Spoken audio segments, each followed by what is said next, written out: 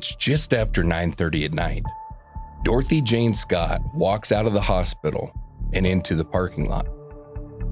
Earlier that evening, she'd driven a coworker there, a man named Conrad Bostrom, after he was bitten by a black widow spider.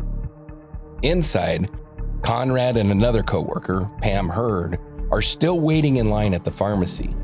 Dorothy steps out to get the car, so Conrad doesn't have to walk. It's simple, routine, the kind of decision that you don't think twice about. She's coming right back. But within minutes, something changes.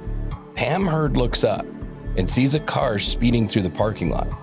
Headlights on high, bright enough to obscure who's ever behind the wheel. A white, light-colored station wagon, moving fast enough to stand out. It looks like Dorothy's car, but Pam can't say for certain, only that it matches. And from that moment on, no one sees Dorothy again. That's the last moment anyone can point to, the last movement, the last possibility. Not long after that, her car is found, burning in an alley, engulfed in flames. No Dorothy, no explanation, just a vehicle on fire and a woman who vanished. And when investigators start looking into her life, they uncover something else. For weeks before that night, Dorothy had been getting phone calls from a man who told her that he was going to kill her. Welcome back, listeners, to Dark Dialogue, the podcast where we unravel the shadows of the human mind and dive deep into the mysteries that haunt small towns and big cities alike. I'm your host, John. Now, before we get into tonight's case, I want to take a quick second to address something. Angela isn't with me on this episode. Her schedule just didn't line up for recording this week, but we didn't want to leave you without an episode. Now, this case matters, and getting these stories out consistently matters to us. So tonight, you're stuck with just me. And we're still going to do this the same way that we always do, focused, thorough, and centered on the victim. Now, tonight, we're looking at the disappearance of Dorothy Jane Scott, a case that starts in a hospital parking lot and quickly turns into something far more disturbing. Because what happened to Dorothy that night was not random. It didn't come out of nowhere. Weeks before she ever walked into that parking garage, something had already started. So let's get to know Dorothy Jane Scott. Dorothy Jane Scott was 32 years old, and she lived in Anaheim, California. She's the mother to a young son who is approximately 4 years old at this time, and she lived with her family. She lived with an aunt. She worked as a secretary or a bookkeeper for a couple of different businesses. Dorothy's described as being a quiet person, reliable. She's also deeply religious. With her young son, she had people depending on her, so she had reasons to be a steady kind of person, and that's exactly how she's described. She's very responsible. She's very hardworking. Like I said, she's very religious, and she's very devoted to her son. So the idea that she would disappear of her own accord just doesn't fit with who Dorothy is. She's very routine driven, and she does not live any kind of a high risk kind of lifestyle. She's not transient or unstable. She is grounded in the Anaheim area. So there's absolutely nothing in her life that would point to a voluntary disappearance. And there's nothing that suggests that she has any kind of what you would consider high risk exposure. But something had changed. In the weeks, possibly the months leading up to that night, she started getting these strange phone calls. And we have to set the timeline a little bit here because this is in the 80s. So this is at a period of time where we did not have cell phones. This is at a period of time where you could have unlisted numbers. And she's getting these calls at home, and it doesn't seem to matter what she does. The calls don't stop. Now, unfortunately, because it is the 80s, along with not having cell phones, we lacked a lot of other technology, and there really was no easy way for a person to record phone calls the way that there is now. There's a myriad of different ways now that you can record a phone call, but back in the 80s when we had only landlines, it was much more difficult to record them. So We have no recordings of these calls, but we do have her descriptions of at least some of them. We could safely say that it was a repeated harassment. It occurred over and over and over again. It was a male caller, and he had a voice that Dorothy felt she recognized, but she couldn't place it. It was a voice that she believed that she'd heard before, but she didn't know where. And it was the same voice every time. And it followed the typical psychopath stalker kind of progression where he would go from, I love you, I want to be with you, I want to spend the rest of my life with you, blah, blah, blah, blah, blah, to I'm going to kill you, you're going to die, all that kind of nonsense. So they escalated over time, and they seemed to oscillate back and forth just like a freaking psychopath. And the caller displayed an eerie personal knowledge of Dorothy, where she would go, what she would do, what she was wearing, all kinds of personal details that somebody had to have been watching her in order to be able to have these details. Now, we don't have any kind of a detailed phone log, and we don't know how many of these calls there were, just that they were repeated and consistent. But there's no day-to-day record of she had a call every day or she got a call on every Monday. We just don't know. We just know that she complained to friends and family about these calls. She was concerned. She was frightened. And they repeated for likely a series of months before she ended up going missing. Other than that, what we can say with confidence is that they were reported consistently. There was a definite escalation pattern where they went from I love you, I want to be with you, to I'm going to kill you in more threatening tones. And so they're key events. Now, the best that we can reconstruct is that the calls begin sometime around October of 1979, which would have been roughly 7 months before her disappearance. And the calls would come into her work locations and also to her aunt's house. Like I said, in this October period of time, they are more affectionate, and then they would begin to alternate. We know that claims were made during these calls, such as, I love you, and we were meant to be together. And it demonstrated a knowledge of her movements and her clothing. So this is already targeted. It's not just some kind of random harassment. It's not what you would call prank phone calls. He was able to describe events that somebody would have had to have been there in order to be able to describe. So we can safely say that he isn't just calling her, he's actually watching her because of what he's describing. He's not guessing at things. He has a very specific knowledge. And so that is what changes this from a nuisance into obvious surveillance. And then the calls escalate as we move into early 1980. The tones begin to shift more aggressively, but there's still this weird mixed messaging. He would have a I love you right alongside threats of I'm going to kill you, I'm going to cut you up into pieces, and strange shit like that. One key incident is when the caller tells her to go outside. And when she did, she discovers that somebody had left a dead rose on her car. Now, the implication of this is obvious that there is now a confirmed physical proximity. This freaking psychopath stalker has now been to her home. So if there was any doubt that he didn't know where she lived, that doubt is now gone. It's obvious that he does, and he knows exactly where she lived. He can access the area. He has accessed the area. This is no longer just phone-based. And then there's also another implication of the dead rose, which has been linked to death threats, especially through the mafia.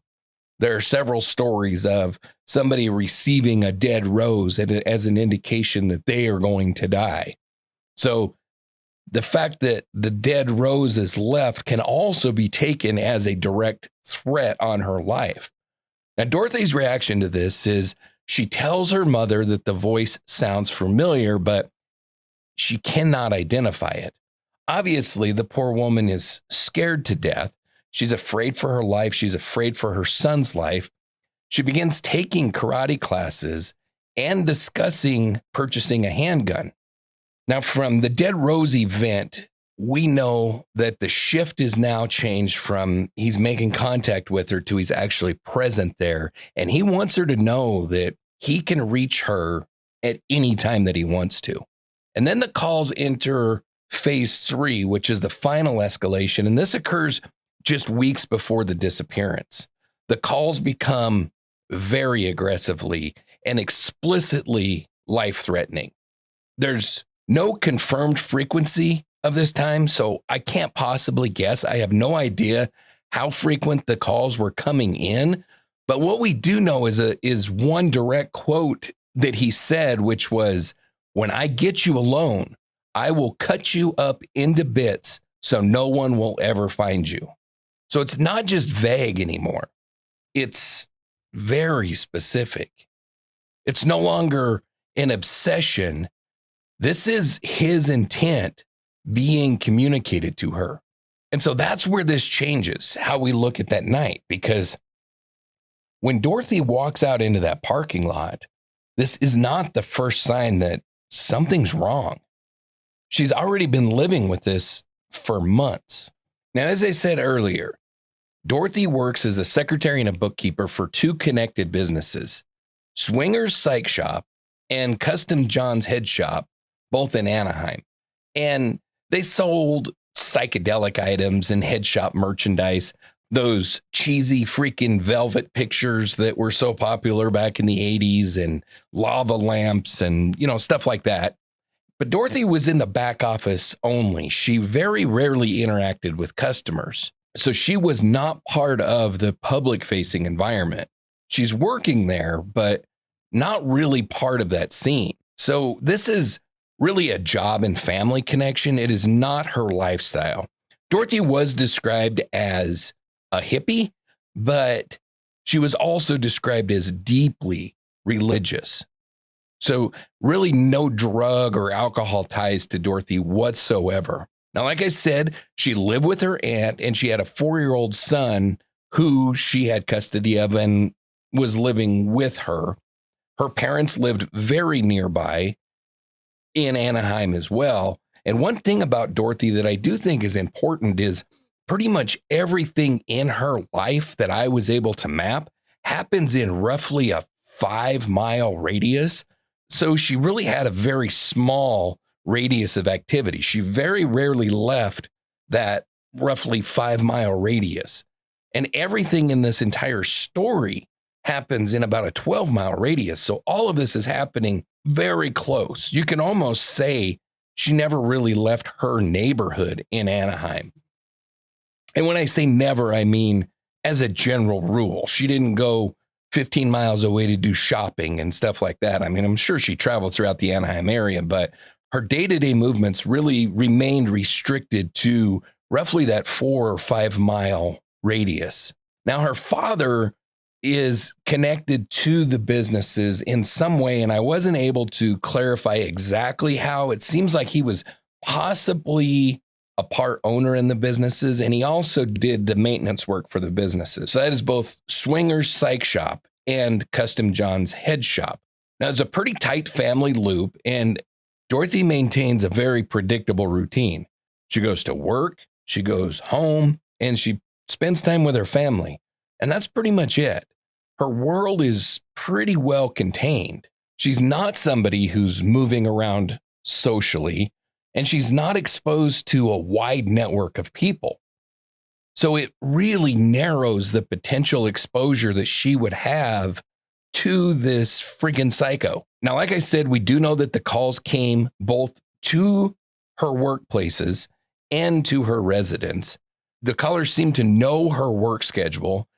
He knew when she was at work. And this is important when we look at the fact that Dorothy was primarily in the back office. So it's not like it could be somebody necessarily that would just come in and see her working there.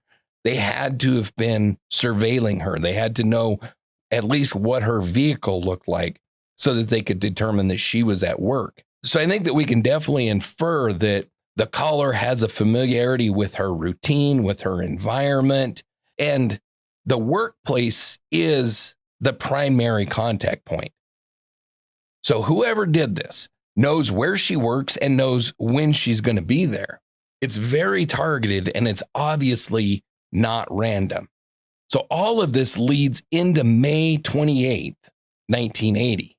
Now that evening, there's a staff meeting at Swinger's Psych Shop, and it's scheduled for roughly 9 o'clock in the evening. The staff meeting is for both of the shops because they are both connected through their ownership. And Dorothy obviously attends the meeting, and she has Sean, her 4-year-old son, with her. So it's a normal routine. Nothing is out of place. But at that meeting, she notices her coworker, Conrad Bostrom, seems to be very ill. He's fidgeting. He's uncomfortable. Looks like he's possibly running a fever. He's visibly unwell. And when she goes and talks to him, he shows her this mark that he has on his arm, which would later be identified as a black widow bite.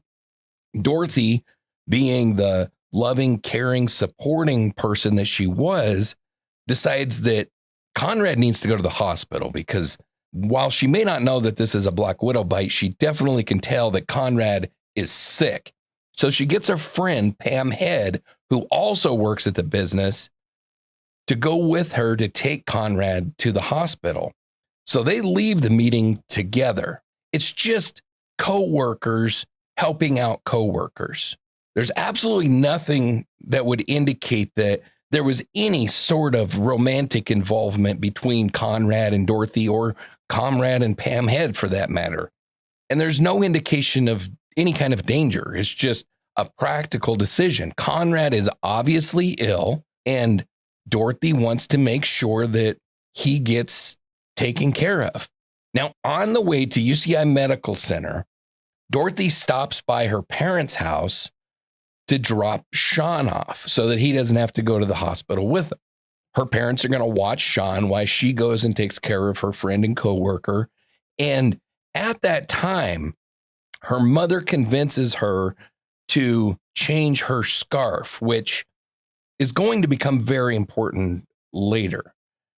So Dorothy was wearing a black scarf. That is absolutely uncontested. She was wearing a black scarf to the staff meeting at Swinger's Psych Shop.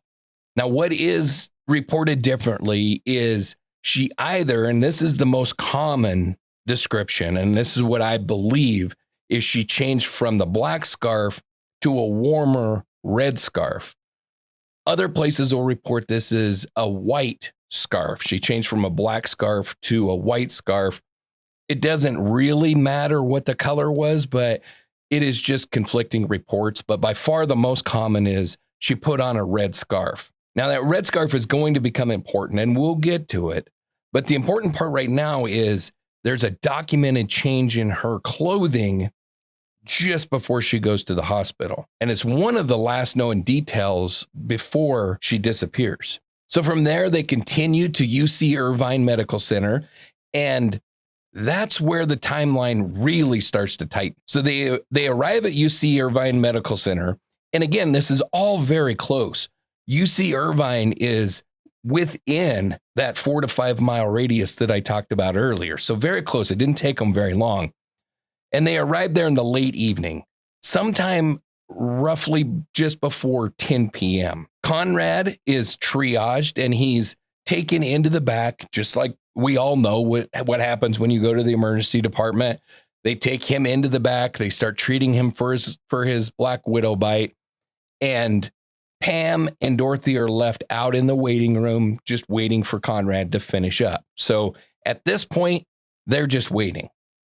There's absolutely nothing unusual. It's a very standard ER visit. Dorothy and Pam sit together in the waiting area and they read magazines. They watch a little bit of TV. And Pam would describe it as being a few hours. And she also would say something that's very important, and that is that Dorothy was never out of her sight during this entire period of time. They were together the whole time. And that's described as an absolute. They weren't even apart for a few minutes. They were sitting side by side the entire time. So Dorothy received no phone calls. She made no phone calls. She didn't step away. There's absolutely no unexplained gaps in the timeline at all during this period, which matters because it really limits what could have possibly happened here. If someone is contacting her, tracking her, or planning something, it's not happening inside that waiting room because she's not alone. So if someone knows where she is, it's not because she told them. She made no phone calls. She didn't contact anyone. And this really extends all the way back to the discovery at the staff meeting of Conrad being ill. Really, from that moment on, she has somebody with her all the time. So she never let anybody know that she was headed to the hospital. So the question becomes, how would somebody know that she's there? Now, Conrad is discharged from the hospital at roughly 11 o'clock p.m. He's given a prescription, an antibiotic or whatever. He's weak. He's obviously still sick. He's not feeling well. And now they're getting ready to leave. So Dorothy offers to go get the car and bring it up to the door so that Conrad doesn't have to walk through the parking garage, and very practical, normal behavior. Dorothy tells Pam that she's going to go get the car. Pam stays with Conrad, and they go to the pharmacy, which is located right inside the hospital building, to get Conrad's prescription filled. Dorothy briefly uses the restroom, and then she exits out towards the parking garage. So this is really the first separation window. This is the first time that she has been out of Pam's sight since the staff meeting. And it's a very limited window. She goes to the restroom and she walks out to the parking garage. That's it. It's very brief. So from the time they arrive to the moment that she walks out of that hospital, there's no gap. There's no window where she disappears. There's no window where she makes contact with anyone, which means if someone is waiting for her, they had to already know that she was there. They almost had to have followed her from the meeting earlier. Before we keep going, I want to take a quick second. If you've been listening to Dark Dialogue, you already know that this isn't just storytelling. Every episode is built around one goal: keeping the focus on the victim and working towards the truth. So if that matters to you, make sure that you're following the show on whatever platform you're listening on. And if you haven't yet, take a second to leave a rating or a review. It makes a bigger difference than people realize. And it's what helps these cases reach people who otherwise wouldn't even hear them. All right, so let's get back to the story.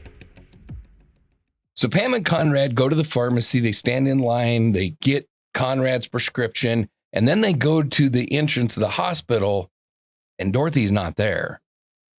She doesn't return. And so obviously concern builds after several minutes. They know something's off, but there's no immediate panic. It's also not normal. So they go to look for her. They walk into the parking lot. There's no Dorothy on foot. There's no obvious disturbances visible at all. And then a white Toyota station wagon approaches speeding out. It has its headlights on and the high beams are on, and Pam describes them as blinding. She's unable to see who is driving. They try to flag the car down, but the car does not stop. It actually accelerates past them, makes a sharp right turn, and exits the lot. So the lights are too bright for them to see who is driving. The driver is completely obscured, and the car doesn't stop. It just takes off. Now, we can't say for sure that that is her car, but what we can say is that it matches the description of her car. It's a light-colored station wagon, Toyota, just like Dorothy drove. But they cannot be positive that it's hers. And again, they cannot confirm who was driving it. So they assume that there was possibly an emergency that involved her son. They do not immediately jump to the assumption that this is some kind of an abduction, that this is foul play. They assume something happened. Now, Again, this is 1980, so I'm not entirely sure how they thought she was notified of this. There's no cell phones. I'm guessing maybe they thought her father or something came and caught her in the parking lot to tell her. I don't know the mindset. I just know that Pam explained that they thought something possibly happened with her son and she sped away. It's a logical reaction. It's a logical thought process. They obviously don't think that this is any kind of an abduction yet. They're just trying to make sense of what just happened. So they go back to the hospital and they wait for sometime between like 1 and 2 hours. And then they notify the hospital security and they call Dorothy's parents and they find out that she never arrived at the parents' house and she never came back to the hospital. So at that point, it stops being confusion and it starts becoming something else entirely.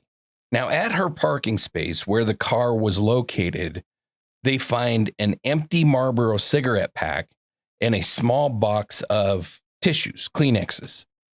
Now, Dorothy's not a smoker. Like I explained earlier, she's highly religious and she does not drink or smoke.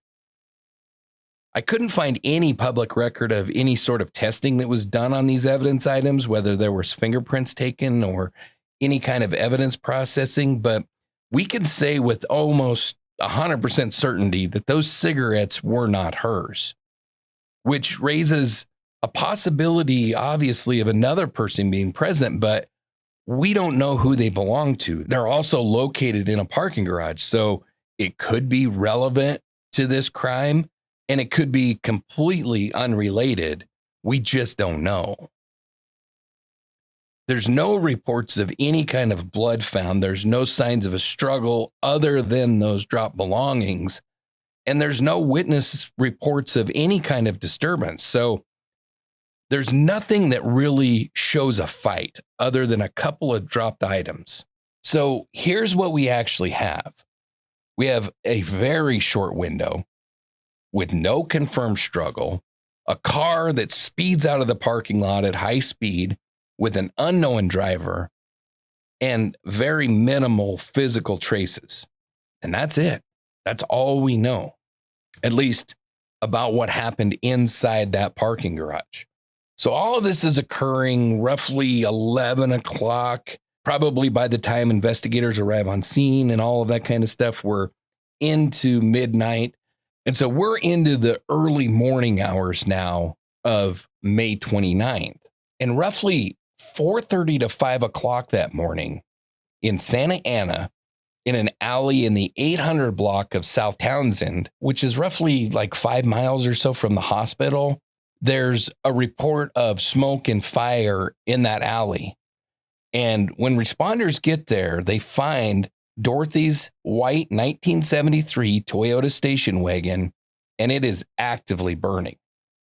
So hours after the abduction, the car shows up back relatively near the hospital. Now, the car is engulfed in flames when it's found. Firefighters obviously extinguish the fire, and investigators would find that the interior is heavily destroyed. The exterior, and especially the front of the car, is more intact, but no Dorothy is found at the scene. There's no body there. It's strictly her car, and she's not in it. And there's no sign of her. No indication that she was ever there. Now, the arson investigation found that accelerant was used and it was poured all over the passenger side. There's a gas can that was found in the trunk of the car. So obviously, this fire is not accidental. It's intentional. It's not a breakdown. It's not an accident. This is deliberate destruction. Now, the car is also found with its headlights on and the driver's door open, which to me suggests a rapid exit. Whoever was driving wanted to leave quickly. At least that's what the evidence suggests to me. It's not staged carefully.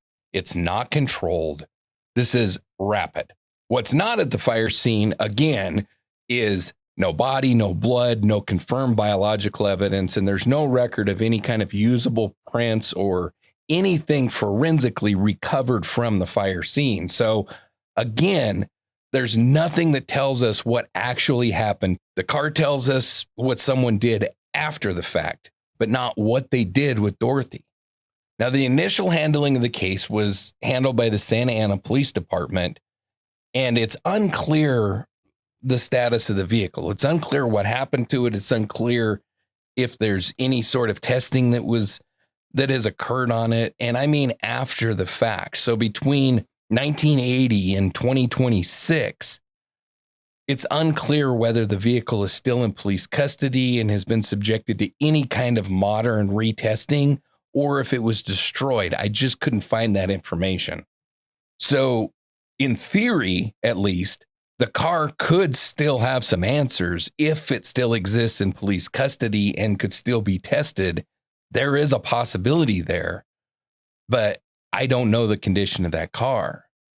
But I do know that whoever did this was inside of that vehicle.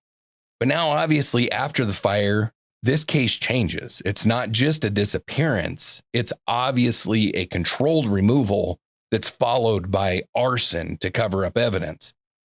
So the question becomes, what happened in that gap from the time that the car speeds out of the parking lot to the time that it's found burning not far from the hospital? And that's the part that we don't see. And then there's something else here that just doesn't sit right with me. Because when you actually map this out, it isn't simple. Her movements go from her work at Swinger's Psych Shop to her parents' house to the hospital, and then the car ends up some miles away, and the fire is set hours later. So this is multiple locations and kind of spread out. It's not happening all in one place. There is definite movement here, and a lot of movement. Whoever did this, whoever is responsible, has to take her from the hospital. They have to move her somewhere else. They take her car, they burn it, and then they leave the scene of the fire. So it's not just one action. It is a lot to manage. And at least the way that I look at this, it creates a problem that I've been trying to reconcile, because this is not walkable. You are definitely dealing with vehicles. So either the attacker has a car or he doesn't. Now, if he has his own car, now he has to manage two vehicles, which obviously complicates things. If he doesn't have his own car, then following her, controlling her, moving her, all becomes very difficult. So you're left with possibilities, at least in my mind, that there's a second vehicle, possibly another person, or something like a cab. But we don't have any evidence for those. And this is where behavior starts to become very important, because when you look at long-term stalking cases, especially those that turn violent, they are overwhelmingly single offender cases. This usually is not something that two people do together. These are typically very personal crimes. They focus on control, fixation, ownership of the victim. So the kind of offender that we're looking at here is someone that is calling her for months, claiming that there's a relationship, building this relationship within their own deluded mind. He's making personal threats. This is not the kind of behavior that is usually shared between two people. So this offender bringing someone else in doesn't really fit. Now, it's not impossible, but it would be extremely unusual. So now you've got a problem, because this looks like one person doing something that requires movement, timing, and control across multiple locations. So one person doing all this is what it's starting to look like. And then a week after the disappearance, the phone rings at her parents' house. And when the call is picked up by Dorothy's mom, the caller says, "Is this Dorothy's mother?" And Vera, her mother, says, "Yes." The caller says, "I've got her," and hangs up. So he's confirming it and he's inserting himself into it. And then this pattern of calls to the family continues for years, from 1980 until at least April of 1984, at a frequency of almost every Wednesday afternoon. And targeting Vera primarily, calling at a time when the caller knows that Vera is going to be home without her husband, when she's alone. So he knows when she'll be there, which is creepy in its own right. Now, during these calls, he would make relatively short statements, stuff like, "I have her, I killed her." They're brief calls. He hangs up quickly. There's no storytelling. There's no explaining. This is just taunting behavior based around control. He's not trying to explain anything. He's just calling to say it. It's not communication. Like I said, this is about control. Now, they attempt to trace the calls, but this is the early 1980s. So tracing technology is just not what it is today. A caller has to be kept on a phone for an extended period of time, and this caller hangs up too quickly. And we also, on these calls, have no usable recordings, at least none that I was able to locate. So investigators can't track him, at least not with the technology that was available at that time. And then on June 12th, 1980, a call comes into the Orange County Register, which is the newspaper in that area. And the caller says, quote, "She was my love. I caught her cheating with another man. I killed her." He also describes the hospital trip. He describes Conrad, the male coworker, and he describes that Dorothy was wearing a red scarf. So this becomes important, and it ties back to our earlier conversation because remember, she was wearing a black scarf to the staff meeting and only changed into the red scarf when she stopped off at home right before going to the hospital. So this is very likely the abductor that's making this call, because very, very few people would know about that red scarf, would know about that scarf change. So he knows things that were never released to the public, details that were not in the paper. And so that's what makes this call different. And at that point, this isn't just someone calling for attention. It is obviously someone that knows very important events that happened that night. And he wants them to know that. So now we have someone who has been targeting her for months, someone who knows where she was, even when she makes a change to her plans, going from the staff meeting to the hospital, which is completely random, tells me he had to have either been in the staff meeting or he had to have been following her and watching her from outside of that staff meeting, because she breaks routine. She had no plans of taking Conrad to the hospital that night. That just occurred out of the blue when she saw that he was sick. So this person, whoever it is, had to have been watching her. So we have someone targeting her, someone who knows where she is, someone who takes her, and then keeps calling, which raises a very real question. How did he know where she was that night? So that's what we're going to try to figure out as we work through this case. When you step back and you look at everything that we've laid out, this case doesn't start in that parking lot. It ends there, because by the time Dorothy Jane Scott walks out of that hospital, something has already been in motion for months. She's been receiving calls, not random calls, targeted and personal calls from someone who knows her routine, knows where she is, and makes it clear that he intends to harm her. And then that night, everything tightens. She goes from work to her parents' house to the hospital. She's not alone. She's not moving unpredictably. There's no gap inside of that building. no opportunity for someone to approach her unnoticed. And then, in a matter of minutes, she steps outside and she's gone. There's no confirmed struggle, no witness to an abduction, just a car leaving fast with someone behind the wheel that nobody can identify. And hours later, that same car is found burning miles away with an accelerant used, the driver gone, Dorothy gone. And then the calls don't stop. If anything, they become more deliberate, more controlled. A man calling her family, telling them that he has her, telling them that he killed her, and revealing details that were never made public.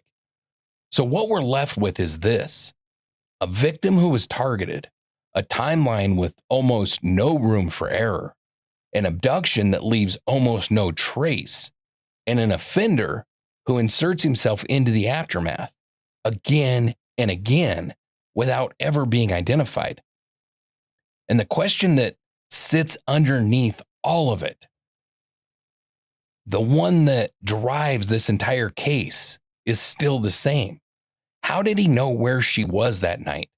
Because if you can answer that, you're not just solving the beginning of this case, you're solving the whole thing.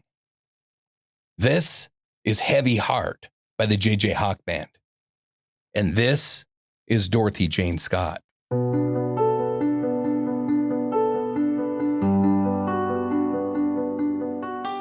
Dorothy Jane Scott was 32 years old. She was a mother first. Everything in her life, her time, her energy, her focus, centered around her son, Sean. The people that knew her best didn't describe her as loud or outgoing or someone that was chasing attention. They described her as quiet, steady, the kind of person that showed up every day without needing recognition for it. She worked, she took care of her son, she stayed close to her family, and she lived a life that was, by every account, simple and grounded. Her brother said that she exemplified one word, and that word was give. That she would give and give and give, no matter what it cost her. And when you look at the night that she disappeared, that's exactly what she was doing. She saw someone that needed help, and she stepped in. No hesitation, no second thoughts, just doing what she always did, helping someone else. She was a devoted mother, a daughter, a sister, a person who built her life around the people that she loved, and in ways that we'll never fully be able to measure. There are moments that never happened because she wasn't there. Lessons her son didn't get to learn from her. Conversations her family never got to have. A future that was taken, and not just from her, but from everyone who loved her. Dorothy Jane Scott should still be here, and she should be remembered for who she was, not just for what was done to her. Still I'm holding with this heavy heart, with this heavy heart, with a heavy heart, I'm still alive.